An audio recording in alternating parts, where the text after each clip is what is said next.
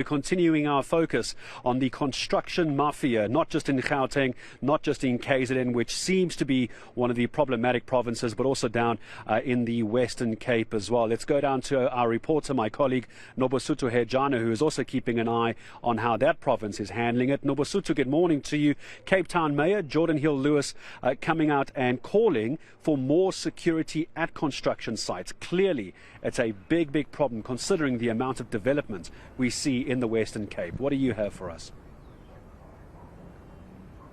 Certainly, and the Western Cape was one of the few, if not only, province that had an extortion unit specifically dedicated to investigate such crimes by the SAPs. And in the Western Cape, we've seen these crimes. I mean, they started off with the protection fees being requested from small shops in the communities. It then evolved and went to the projects that are meant to develop our communities, but it has gotten to a point where other community leaders in areas like Bishop Lavis are saying that, I mean, these shops are stopping, they're closing down, and also projects are being delayed due to this. And to talk further about the impact in the communities, I'm joined by the chairperson of the Bishop Lavis CPF, Mr. Graham Lindhurst, just to talk to us about the impact. I mean, Mr. Graham, a few years ago, there was an issue with one of the restaurants, if I may say, KFC, as well as the fiber people that were connecting the area. We've seen the impact. Just tell us from the community point, what sort of impact does this have, the construction mafia in communities like Bishop Lavis?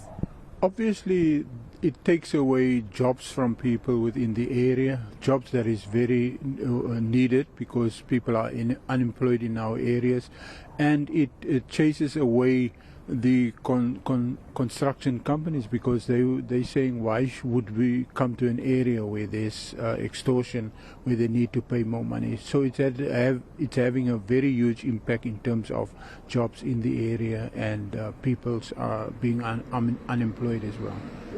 And recently there is a project to resurface the road, but it has stopped due to this. Just tell us about that. Yeah, the city of Cape Town has started to resurface the roads in the area because there's quite a lot of potholes and the roads are not in a good state.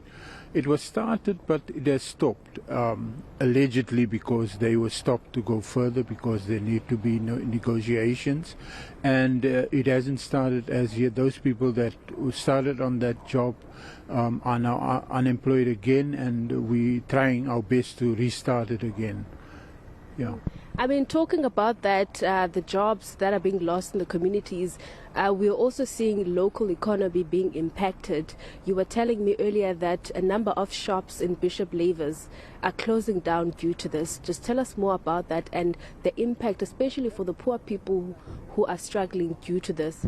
Yeah, definitely. Yesterday on social media, actually WhatsApp, there was word that they were expected to pay some money.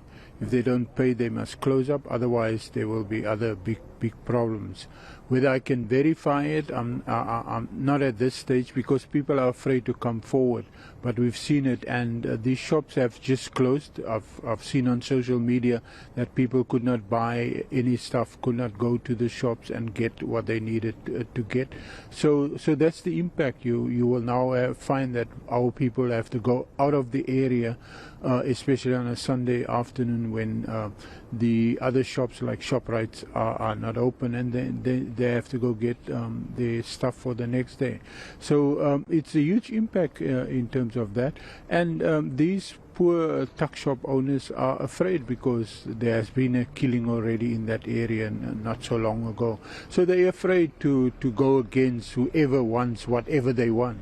So yeah, and it's impacting on our area definitely. And quickly, what can be done? Because we do know that the Western Cape Police has a unit that is investigating such crimes, and also the City of Cape Town partnering with law enforcement agencies. So what can be done to ensure that this comes to an end? I think I must say from our perspective, the SAPS is doing whatever they can, because since the KFC, the fiber project, we've involved them, and they really proactive, as well as the city of Cape Town. They're doing their very best to ensure that if they can bring people to book, they will. But the problem is, without statements, there's nothing you can do. And the other problem is for people to give statements, they put them in harm's way as well as their families. So that's our problem. I think we as a community needs to do more to ensure that we safeguard our areas, because we cannot allow thugs to run our areas amok and decide who can come in and who cannot come in, and who must pay and who must not pay. Because it's not helping our community, because it's taking jobs away from our community. So as a community, I believe that we need to do much more to ensure that we send a clear message out to these people that it is not right what they're doing. People are going hungry by the day.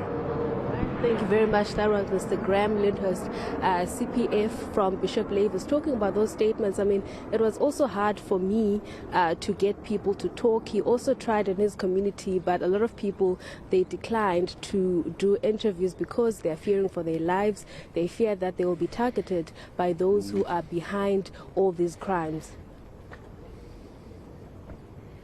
Yeah, absolutely, Nobesuthu. It's exactly the issue that myself and our team have had in trying to set up experts, trying to get into construction sites, any company to do with construction at the moment. Obviously very fearful of any kind of reprisals from talking to the media, which is why we haven't given the exact location of where I am today. The company is also not necessarily going to make time to talk to us. He said, look, you can come to the site, don't tell anyone where it is, but that's also why we're not giving away this location.